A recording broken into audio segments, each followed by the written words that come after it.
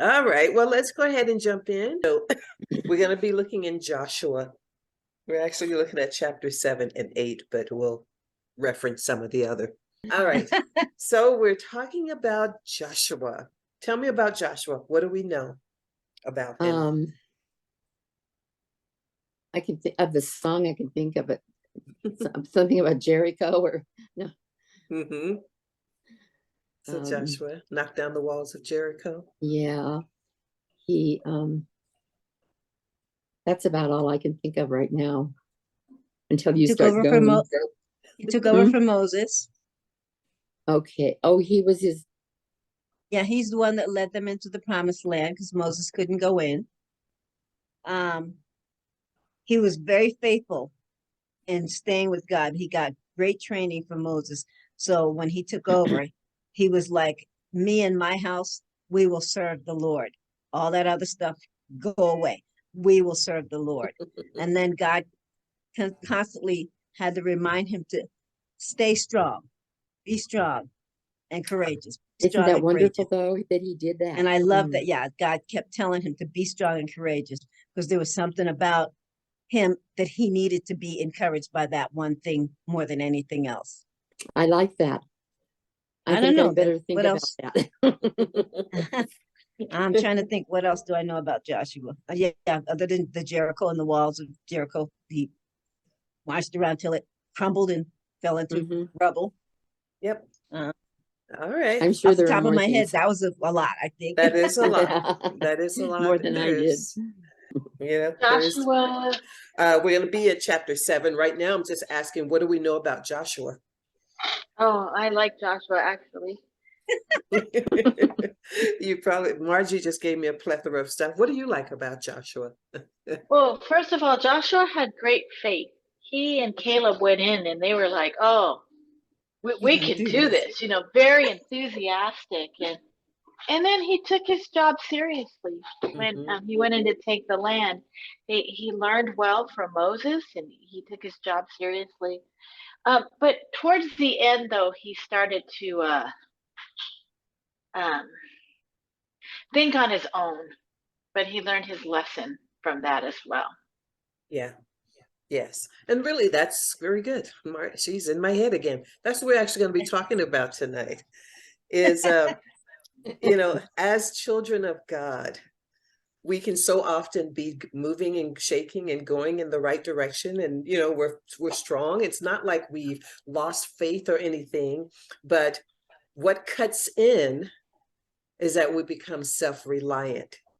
We start relying upon ourselves and what we think, and we find ourselves drifting until God has to, reset us. And we see it with Joshua. Sometimes we can make a big deal out of things. Oh no, I messed up. I blew. And it's just as simple as acknowledging, God, I got off track. Forgive me. And starting over again. And let's not get so down in the dumps and down on ourselves when we find that we've taken a misstep, because every one of us has, every one of us will. And God does not discount us or count us out every time we take a misstep. If that was the case, none of us would still be here, right? Kidding. That's true. That's really what we're going to look at tonight, but I want to do like a running start up to it just to see how spiritually successful Joshua was. Think about what it must have been like for Joshua to take over for Moses. Moses was the dude, right? Yeah. So how do you think little Joshua, I don't even know Joshua's age, how do you think he must have felt when he was first called by God to step into Moses's shoes? How would you feel? Well, he probably. Oh. Sorry, go ahead. No, you started to. You finish. I was just said overwhelmed. He probably was overwhelmed. Some big shoes to fill. Moses, like we said, Moses was the man. He was a man that God lifted up and spoke to face. It was a big deal. So for him not to be going into the promised land and God to say, Joshua, I choose you. We were like, what? You choose me? So God had to build his confidence. And we see God building his confidence through all of his successes. In the very beginning, he installs him as the leader. And then what happened with Rahab and the spies? What's the story? Anybody know it? Well, I know you do. Give me a rundown. Well, so they sent spies in, and they went to Rahab, and Rahab hid them. Oh, Hid, right. hid them. Okay. Yes. And then she said, well, if I'm going to do this for you, I want my family to be saved. And they said, hang a red cord out of your window, and we won't hurt you or your family. Right, As long as they're there in the room, we won't hurt you and yours. right. So Joshua was even successful with his enemies. Rahab was part of the enemy camp, but God was proving he was with him, even to the point of having the enemy protect the spies. So he was building the confidence of Joshua, saying, as I was with Moses, so am I with you. So Joshua is starting to get, his chops going, okay, God is with me. Then we move to the next chapter, which is chapter 3, and they cross the Jordan River. Who did we see take the people through the Red Sea? Moses. This is Moses And then, led, then Joshua does it again. and then Yes. Joshua does it again. We don't talk about it a whole lot, interestingly That's right. enough. We always talk about the parting of the Red Sea, which was huge, but it's not like it only happened once, it happened twice. So the parting of the Red Sea, and we saw Moses do his thing, and everybody's like, whoa. And so then God said, Joshua, as I was with Moses, I'm with you. Now you're going to part the Jordan. You're going to part the Jordan River. So what was different about it? Do we know, anybody know any of the little details? I'm really going back on my memory. They they didn't have oh my gosh. They built an altar, and the priests, I think, went first, and their feet were wet. Their feet were wet, so it wasn't completely dry. I'm just going by my memory. I could be wrong. Yeah, God did it, but he did it slightly differently because Joshua is his own man. Yes, you're in the shadow of Moses, but you're your own man. So with Moses, he lifted up the staff before they stepped into the water. He just lifted the staff and the water parted, and they walked through on dry land. Right. But with Joshua, they had to step into the water first. Then the water parted. So Right. that took a whole nother level of faith. I mean, if you think about it, Yes, absolutely. Yeah. it's one thing. That was amazing. Yeah. It's one thing if we're all standing at the water's edge and we're looking at Moses going, yeah, and what? He raises up, he raises a staff, and then the water parts and says, let's go. That's one thing. It's another thing if Joshua says, all right, start walking. And you're like, walking where? Walking in the water? You want us to Right. step in the water? You really? Absolutely. Maureen, what were you going to share? I just had like a thought run through my head. All of the people who are crossing the Jordan never experienced the Red Sea. Correct. Just Joshua and Caleb. Correct. All of the people at this point had never, they heard about it, but they never saw they it. hadn't experienced. Yeah, that's true. That's very Yes. true. So with Joshua, he had to instill faith and courage, one in Joshua, but also in all those people who, as Maurice pointed out, had never experienced it. They'd heard about it, but they had never experienced it before. Yeah. So God was doing a new thing, similar way, but he was doing a new thing because he was trying to instill faith. So we're watching Joshua come to an understanding how much God is with him. So we see that as he's crossing, we see them, he does what God calls him to do in circumcising all of these people. Why? They had never been circumcised before. All of those who had crossed through, these guys had died, so this is a whole new tribe, well, same tribe, but a whole new raising up of Generation. God's people, whole Yeah. new generation. And then they get up into the chapter 5 and 6, and then the fall of Jericho, and they're like, whoa. So all of a sudden, it's no longer Moses is the man, but everybody's like, whoa, Joshua is the Joshua. man. So we see straight one from chapter 1, God is with him, God is with him, God is with him, God is with him. And now that we're up to chapter 7, let me get Margie. Can you just read the first word? Just the first word. But, Oh, but, but. big emphasis. So here we have chapter 1, success. Chapter 2, success. Chapter 3, success. Chapter 4, success. Chapter 5, success. Chapter 6, success. Chapter 7, but. When we see that word, what does that mean? What Something's is it? gonna There's an happen. exception coming. There's an exception coming. So we have to look at this, and this is where we're going to go tonight. God can be moving and shaking in our lives and doing some incredible things. And then all of a sudden you hit a place in life and but pops up. Yes.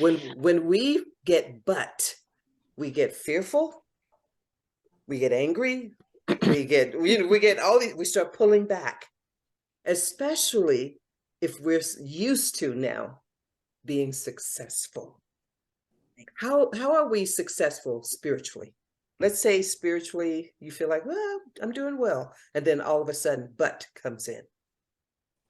How do you feel In your like prayer life, in your everyday feeling God with you.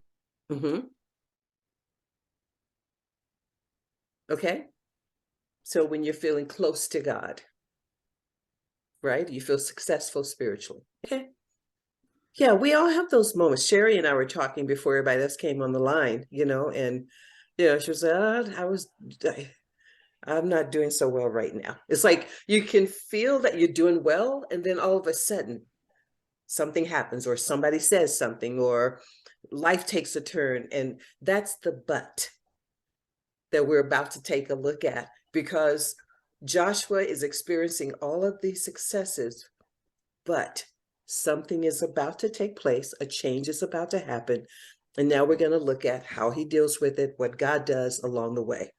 Okay, so chapter 7, there's a whole lot in here. I don't want to necessarily read all of it, but picking up in verse 1, if I can get a reader to read 1 through 9. Okay. Go ahead, Margie. No, please go But ahead. the My is- voice. Yeah, but the Israelites were unfaithful in regard to the devoted things. Achan, son of Carmi, and son of Zimri, the son of Zerah of the tribe of Judah, took some of them. So the Lord's anger burned against Israel. Now Joshua sent men from Jericho to Ai, which is near Beth Aven, to the east of Bethel, and told them, go up, spy out the region. So the men went up and spied out Ai. When they returned to Joshua, they said, not all the army will have to go up against Ai. Send 2,000 or 3,000 men to take it, and do not weary the whole army, for only a few people live there. So about 3,000 went up, but they were routed by the men of Ai, who killed about 36 of them. They chased the Israelites from the city gate as far as the stone quarries and struck them down to the slopes. At this, the hearts of the people melted in fear and became like water. Then Joshua tore his clothes and fell face down to the ground before the ark of the Lord, remaining there till evening. The elders of Israel did the same and sprinkled dust on their heads. And Joshua said, alas, sovereign Lord, why did you ever bring this people across the Jordan to deliver us into the hands of the Amorites to destroy us? If only we had been content to stay on the other side of the Jordan. Pardon your servant, Lord. What can I say? now that Israel has been routed by its enemies, the Canaanites and the other people of the country will hear about this, and they will surround us and wipe out our name from the earth. What then will you do for your own great name? Okay, let's Wow. stop there. Wow. So tell me, Maureen. He learned well from Moses, didn't he? It actually sounds very similar to when Moses had the What people Moses- in the, you know, Yep. and they said the same thing. Why'd you bring us out here? You just want us to die. So you hear the similarities there. What did we see? What just happened? Somebody just sum it up. Thank you, Margie, for reading all that. Well, he didn't inquire of God. God didn't send him there. He went on his own. He did that a couple of times, but they got slaughtered here because they didn't have God backing them. Yep. Yeah, He didn't that's request that God would be with them to go ahead and do what they thought they needed to do. Instead, they just, and then he listened to the people who told him, oh, just send a couple of thousand men. You don't have to send the whole army. You don't need the whole army. It's just a few people living there.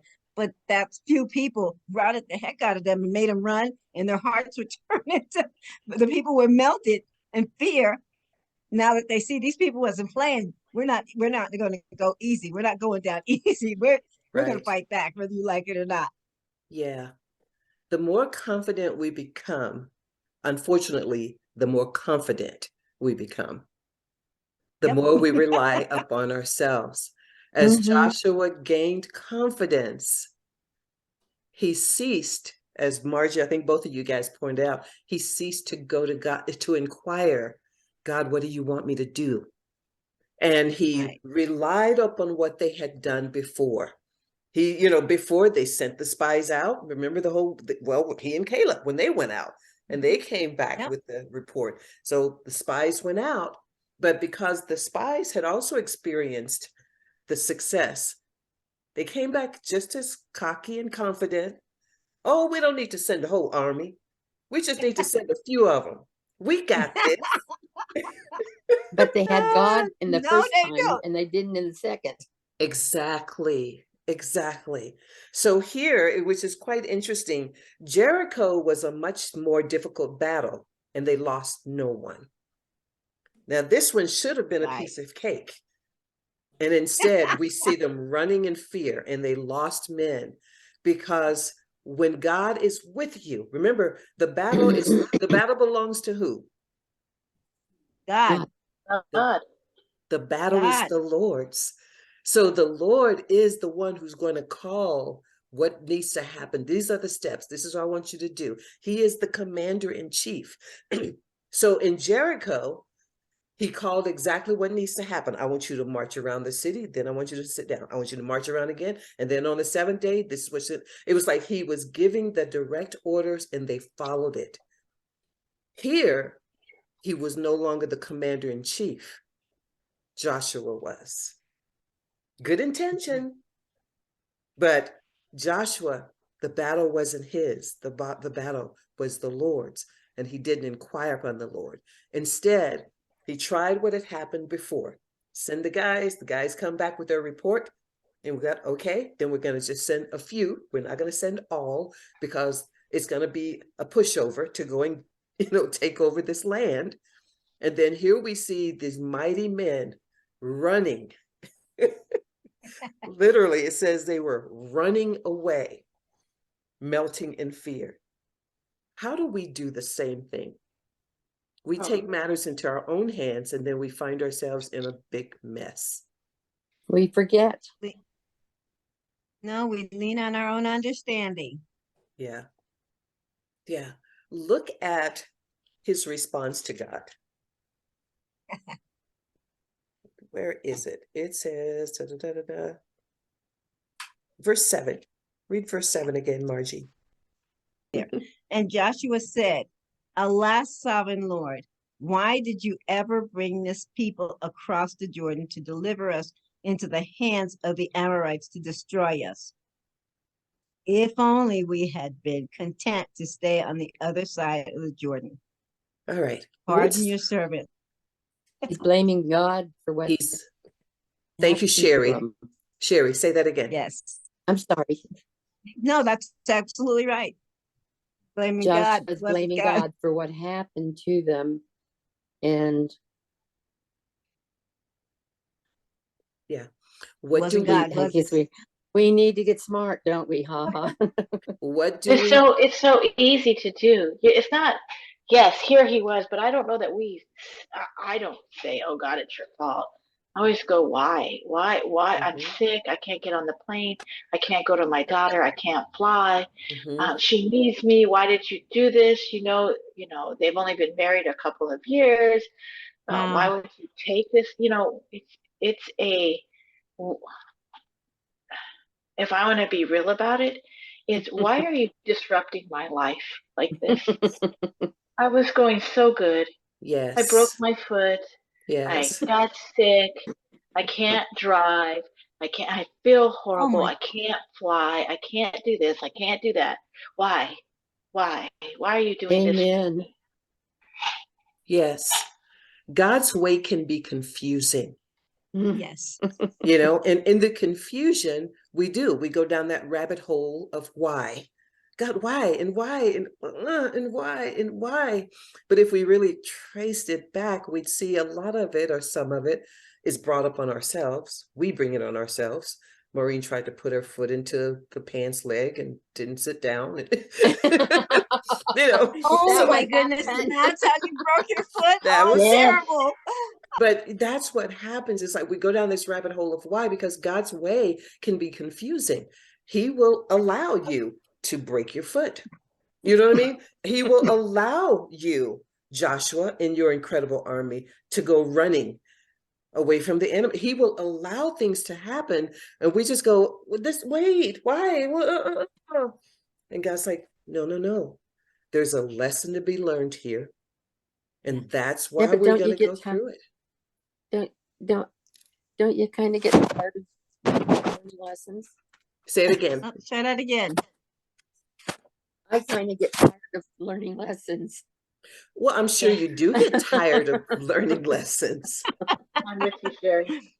That's the point. It's been, and I know in my heart that I've done something wrong, but I just can't figure it out because my mind is interfering with my heart, or I guess I don't know what. Sherry, I go to the point of what are you trying to teach me?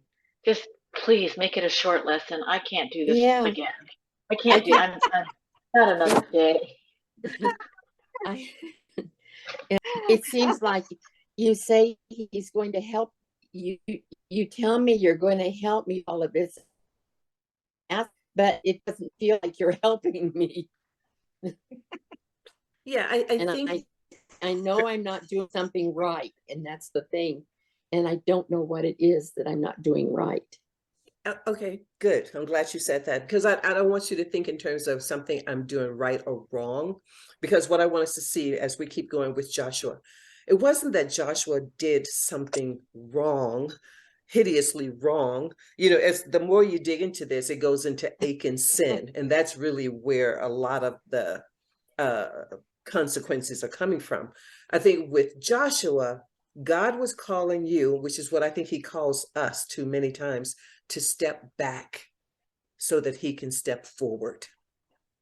Yes. We're in the And we way. don't. We don't. We get in the way. So Joshua was getting in God's way. This was the Lord's battle. Remember, not Joshua's. But because Joshua was in the way, God had to make him pull back.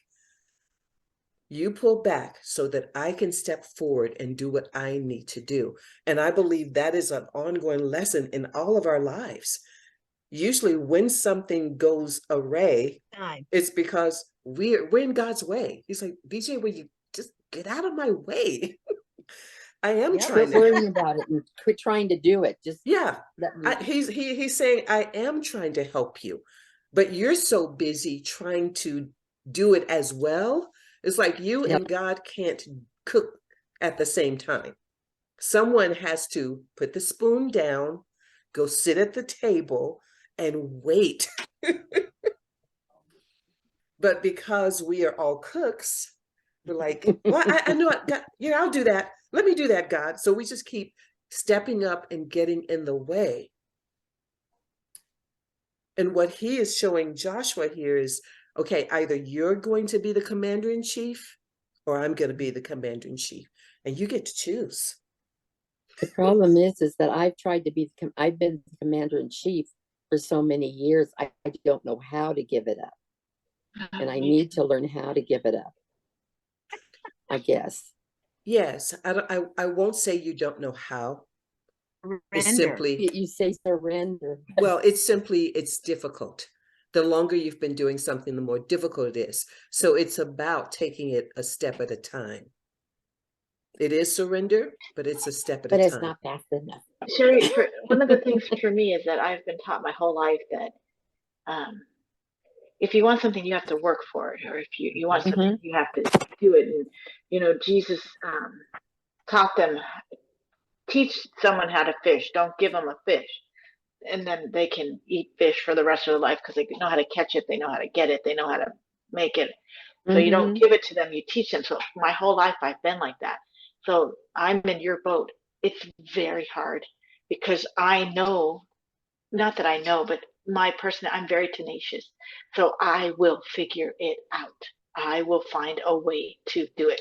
Let me give you an example of the way I was raised. My grandmother never drove a car until she was in her 70s. But she could drive the tractor. She weighed all of 115 pounds and she could change the blade on that tractor. She could pull that tractor, and they had a real farm. This was no little tiny tractor. This is where you got to lift it all off, pull it off, put it the snow plow part on. My grandmother could do that.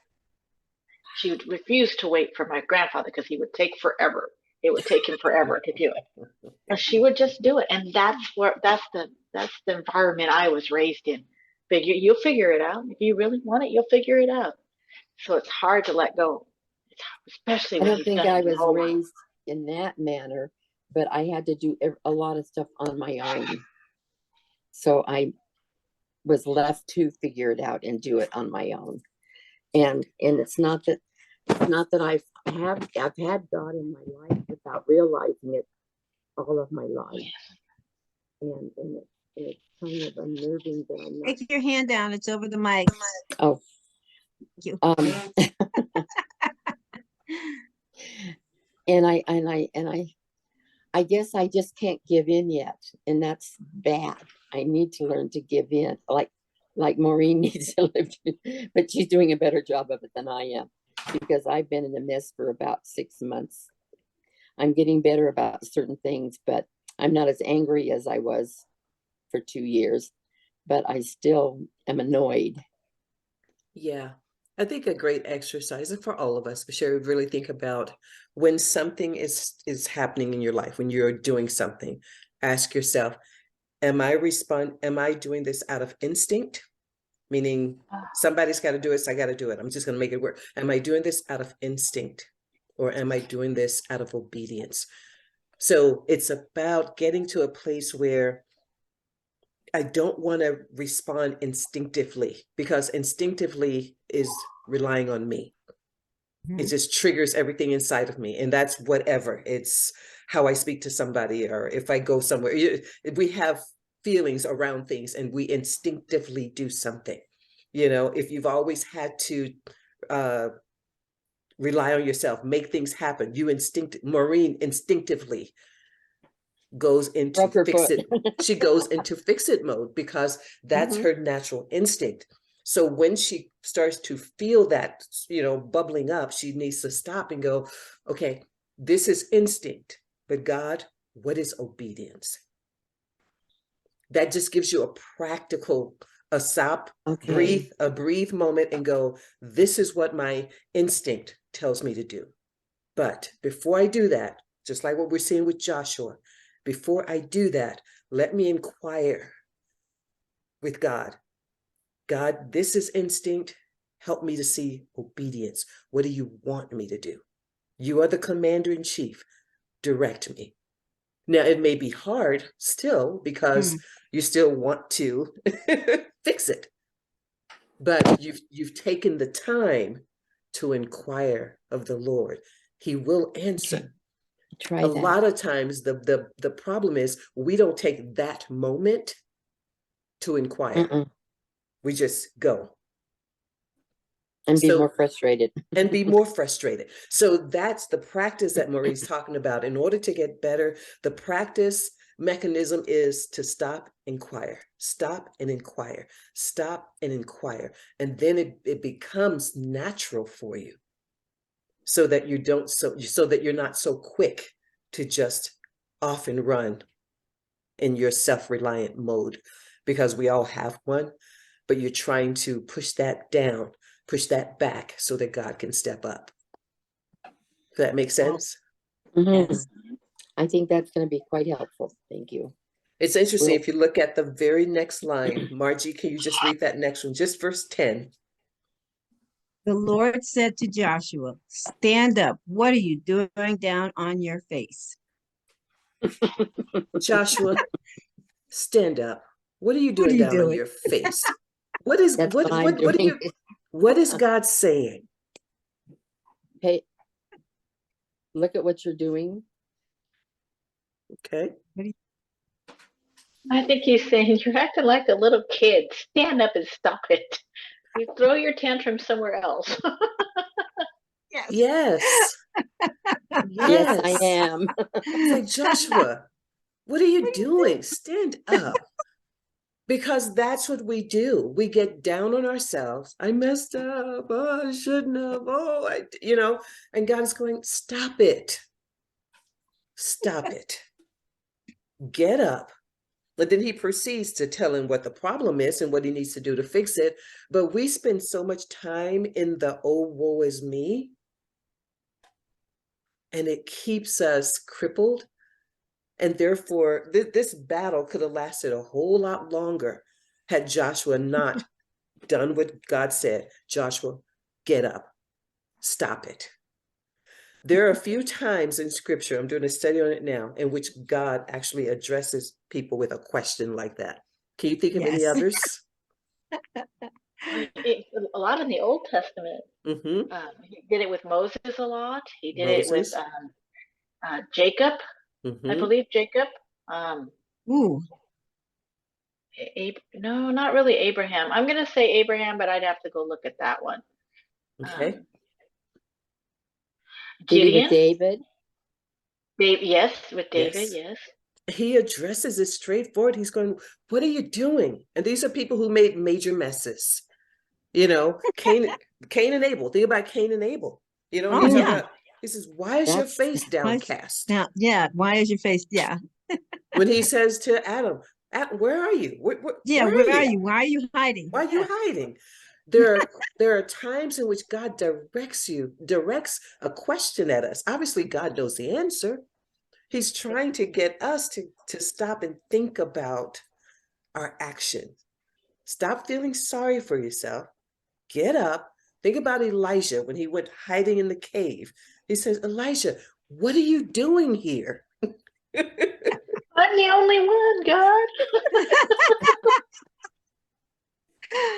So we have to allow ourselves, when we have these moments, our missteps, our mess ups that we're going to have. You've got to imagine God saying to you, Sherry, what are you doing here? But Honestly, because he's saying it lovingly to try to get us to snap out of it. This is not, think about, it's not about you. Did something happen? Yes. Am I going to point out to you what happened? Yes. But do I expect you to fix it? Yes. Now let's move on. Stop wasting time. Think about Awesome. how long do you, What about me? yes, how long do you feel yourself wallowing in your self-pity and About defeat? 20 minutes this morning. And I finally decided that, I don't know what I decided. I didn't have a decision to decide, but I put it out of my mind and I'm still pondering it. Yeah. But I need to ponder with God, not me. Right. Right. Because that's 20 minutes of your life you'll never get back. Mm-mm. So we're wasting precious time every Wow. time we go into that self-pity mode because we messed up. God's like, I know you messed up. Tell me something I don't know. You don't have to tell me you messed up, but what are you going to do about it? So Me, let's what am I going to do about it? let's Didn't finish it. wait. Margie, can you pick it up at 10 again and read it through 12? Okay. The Lord said to Joshua, stand up. What are you doing? Down on your face. Israel has sinned. They have violated my covenant, which I commanded them to keep. They have taken some of the devoted things. They have stolen. They have lied. They have put them with their own possessions. This is why the Israelites cannot stand against their enemies. They turn their backs and run because they have been made liable to destruction. I will not be with you anymore unless you destroy whatever among you is devoted to destruction. Wow. Okay. Some serious stuff, but what is God saying? He's tired of it. I No? think he's saying you need to figure out, you need to find out Mhm. the cause of the rot, basically, and get rid of it. And get rid of it. And get rid of it. Kick it out. Throw it out. Yeah. Now, obviously, in this case, we go on to see it was a person who had taken something. But I think for us personally, when we find ourselves in this place and then we go into self-pity and we messed up, God says, stop it. Now let's just look at what you did. Let's find Yes. the rot, as Margie said. Let's change it and let's move on. Yeah. It is not like God threw a fit, but he was very clear. I cannot be with you like this. Right. So we need to find it. We need to change it. We need to deal with it. That's what God says to us as well. And it doesn't take years and decades for us to change it. We just have to acknowledge it. Because Joshua goes on and he takes accountability and he cleans house. He just immediately gets up and takes care of things. We won't read it for the sake of time, but we have to look at our lives and realize we have that same choice to just deal with it and move on. Yes. Doesn't mean it'll be easy. Doesn't mean we're going to even like it. Because he had to literally go ahead and go forward and kill this man and his whole family and destroy everything. I'm sure it wasn't like, woohoo, I'm going to go kill somebody in their family, but he had to deal with it. That was pretty hard, I bet. Right. So the same for us, when God calls us to deal with something that has separated us from him, sometimes it's sad. Sometimes we don't like letting it go. Sometimes it's hard, but it still has to be done. Yes. Right? Yes. I just want to say that I think that Joshua handled it very well. I don't know if you remember. Well, you probably do, BJ. But he told the guy, he told him, just tell the truth. Just tell me the truth. Yeah. Yeah. Even though the guy probably knew what was going to happen. Yeah. Joshua handled it very well. Right. Yes. I don't know if I could have. Right. Because he was, again, you said he learned his lesson very quickly. He knew he had to get back in alignment with God. Yeah. It comes back to what I was saying. Who's the commander in chief? That's right. It's either you or it's God. And as long as it's you, you're going to find yourself fleeing from enemies that you should really be able to wipe out Conquer it. with the And blink with of an no eye. problem. Yeah. But because it was not in alignment with God's plan, God deliberately allowed them to fall under the attack of someone they really should have had all control over.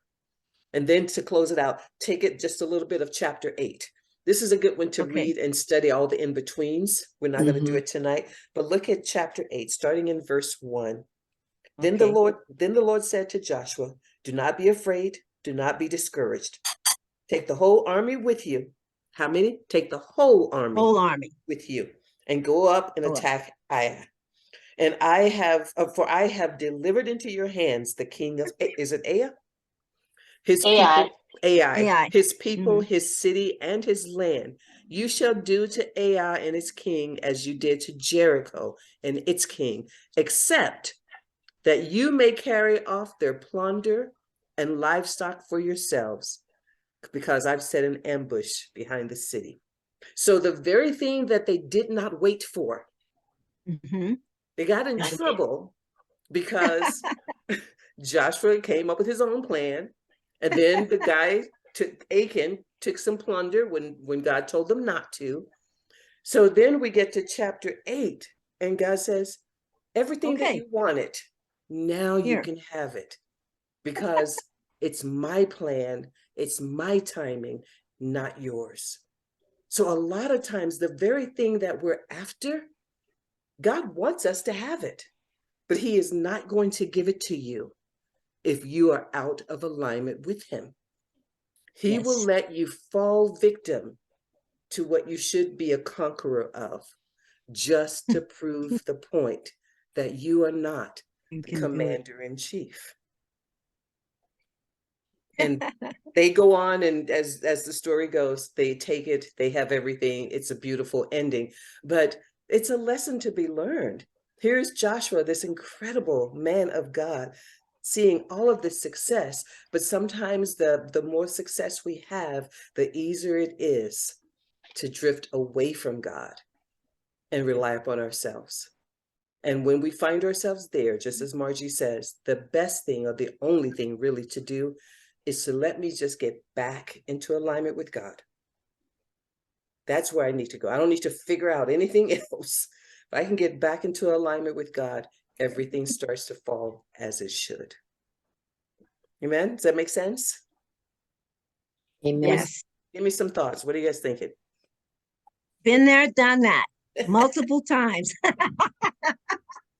Likewise. And even recently, I just am finally getting to the, I read the scripture about David. He was about to go to war, but he stopped. Mhm. He didn't do anything until he inquired of God. If David had to do that, what makes me think I don't?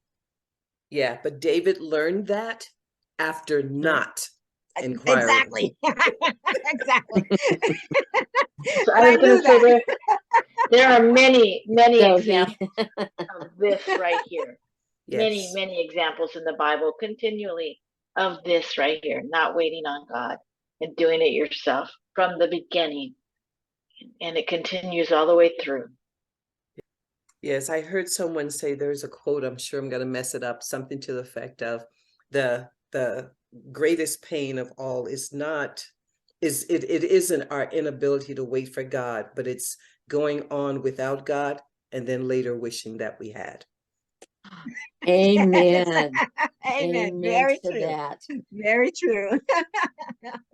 It's after the fact, and you go, oh, if only I had That happens all waited. the time with me. If only. But yes, I think Maureen's point, there's so many places in scripture in which we see this very thing happen. It's stated over and over and over again, because I believe this is what we face probably the most on a daily basis. Am I going to rely on myself, or am I going to rely on God? I need to get into practice of knowing what is instinct. This is what's natural, so that I can pause and inquire instead. The beauty of all of them, though, the David example, obviously, the Joshua example, Moses example, is that we can repent quickly. It doesn't take all of this time and effort that we tend to put into things. It really is a decision. It really is knowing, I can't do this out of alignment with you. So let me just throw up the white flag right now. I'm not going to wallow in pity. I'm not going to try to figure out why. I'm not going to, it's like we spend so much time going on and on through all, and God's like, why?